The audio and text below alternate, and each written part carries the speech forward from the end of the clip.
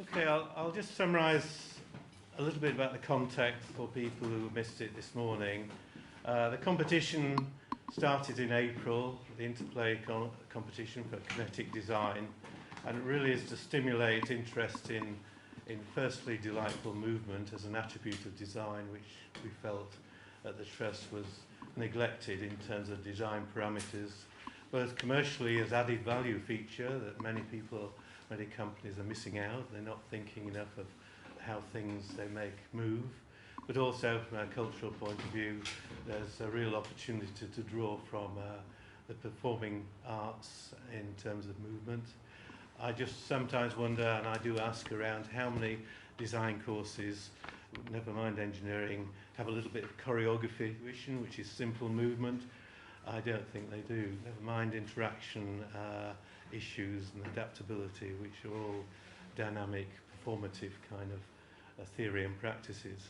So if we can nudge as a team and as a group here more kinetics within design, both engineering and design courses and architecture, all the better. Yeah, I've had an interest in this for many years, and I think I said earlier, the technologies haven't been quite there, so conceptually I've been pushing to try and get performative product design more accepted, and I call it 4D design. I have a website a few years ago now, but when I was an academic, I had a little bit of a research angle to that, and I have had a degree of practitioner experience, but I'm a little bit of a nexus, foot in every camp, research, practice, and teaching. So this is really a culmination of some a long time effort. So thank you very much for cooperating. So personally, I feel very pleased that this has come together. I think I'd like to just give Dianne Harris an opportunity. Dianne is Director of Kinetica Museum, which had many exhibitions in kinetic art, and was a collaborator with this Interplay, and a few words just to sum up from your point of view would be good. Thanks very much. Thank you. Hello everyone, it's been a great day. I've really enjoyed hearing all of your presentations.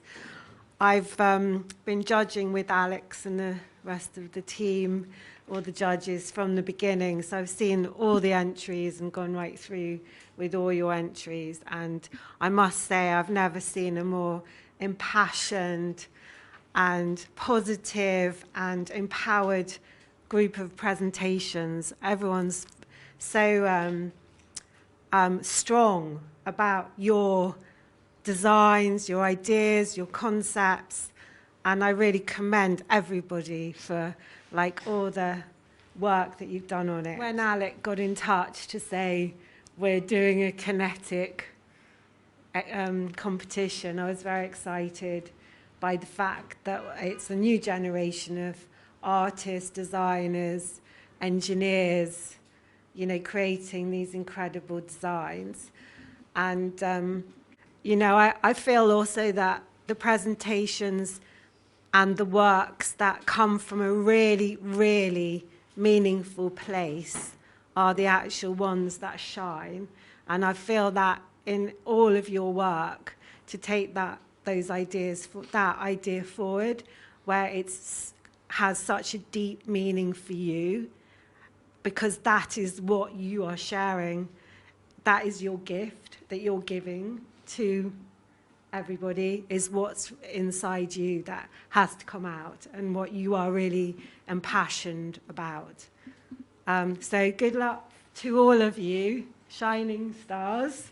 Thank you for having me. Thank you.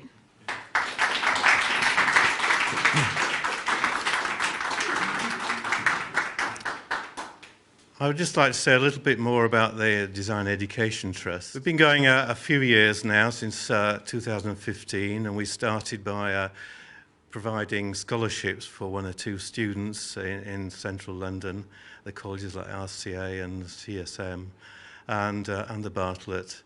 And then we moved on to providing project scholarships, which were just paying the expenses, because your projects are very expensive in the final year, aren't they? You know and hear from the crowd how expensive. So we provided a number of those. And we also sponsored a couple of workshops, one of which is examples here from Imperial College, Royal College of Art, Global Innovation Design and Innovation Design Engineering. We sponsored that, so they produced some interesting exhibits which are around in this room, slightly separate from the Interplay but parallel at the same time with a similar theme. But I think I'd also just like to mention where the charity came from. A guy called John Cox, who was a designer for interiors and originally an architect, I think an alumni from Bartlett, inherited a little bit of money. I said, why didn't you just go on a trip around the world and blow it? And he said, no, I must give back to the design profession. So I set up a trust, and unfortunately he died a couple of years ago. This is his legacy, really, the charity. And you are, as I said to people around, you are his kind of children, because he didn't actually have any kids to pass on his money to. He's giving it to you indirectly. So we've given awards directly, and this exhibition is an indirect benefit to you, because we've funded the whole of the exhibition and the website, and we're still carrying on with that, because the day is really, as I said, almost a TV production studio to capture your presentations. And the scoring system was put together by 5 judges, Dianne Harris, Rosemarie Fordham over there, Jason Bruges, who's in Miami. He runs a studio in lighting mainly, I think. And David Worthington from the Royal Society of Sculpture, who can't be here.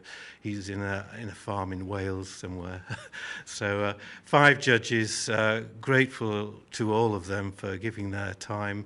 It took quite a bit of effort to go through from the very beginning. But as I said, the Zeller system came up with the top. Some were very close. I mean, they're very close to the top. The one goes to Urban Elegance.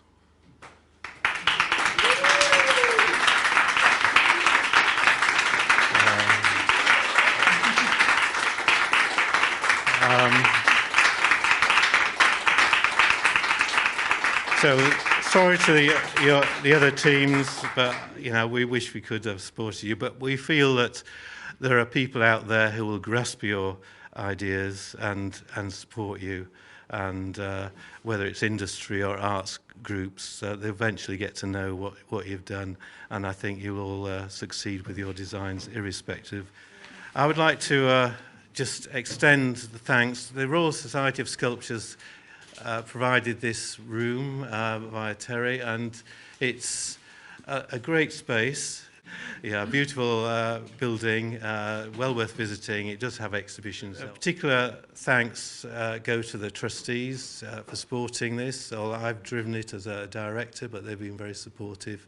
And but the main thanks I would like to give is to Tere. The competition was one half of the adventure, but the exhibition was the other half. And without Tere's rigorous, disciplined approach, it wouldn't have happened. So, Rosemarie, come up.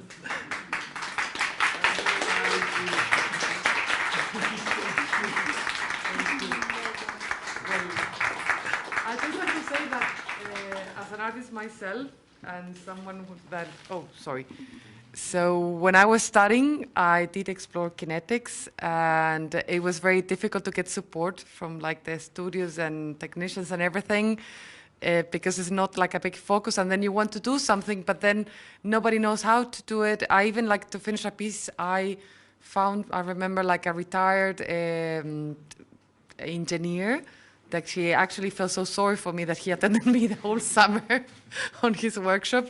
So then when Alec told me about the trust, I felt it was fantastic to give more support to these kind of initiatives, which I think that the world is moving towards that direction. So I still don't understand why there's not enough support for these kind of things at the higher education sector. And I hope that not everyone hates me, because I know I've been quite strict with things.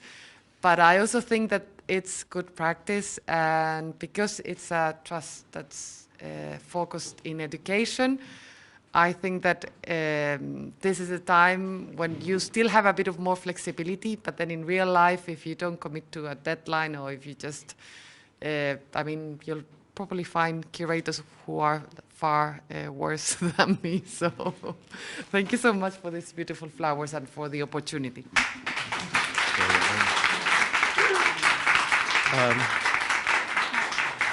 Rosemarie. So that just leaves me to say a few words. I just want to say thank you to Alec on behalf of the Design Education Trust. I mean, when John chose Alec or asked Alec if he would lead the trust, I mean, he really knew what he was doing, and he'll be so happy now to see what all this work that you do. And I know it's such a passion. It makes me feel quite emotional because it's such a passion for you, and you relentlessly follow it through. And you know, your passion for design and supporting new designers in education. And if you see a gap, you don't just let it go. It's like a little bee. You know, you get a bee in your bonnet, and you follow it through. You follow it through until you find a way. You find a way in to create an opportunity. And when I came in, I popped over on Tuesday evening, and I work in the arts with well-being, health and well-being. And I walked in, and the atmosphere and the energy, the enthusiasm, the collaboration, it was truly heartwarming. And all these ideas that are going out into the world, and you should all be really, really proud of yourselves. And Alec, you know, you've made this happen, so thank you. Thank you. I just wondering whether the prize winner wants to say a couple of words. No, I guess I'd just like to say thank you for setting up this wonderful opportunity. It's been great, so great to meet everyone here and chat with them over the last couple of days. Everyone's been, you know, so lovely and so supportive, and it's really cool to see sort of the variation of things that people have come up with, like such a wide spectrum. And it's been, yeah, just an amazing experience. So thank you very much.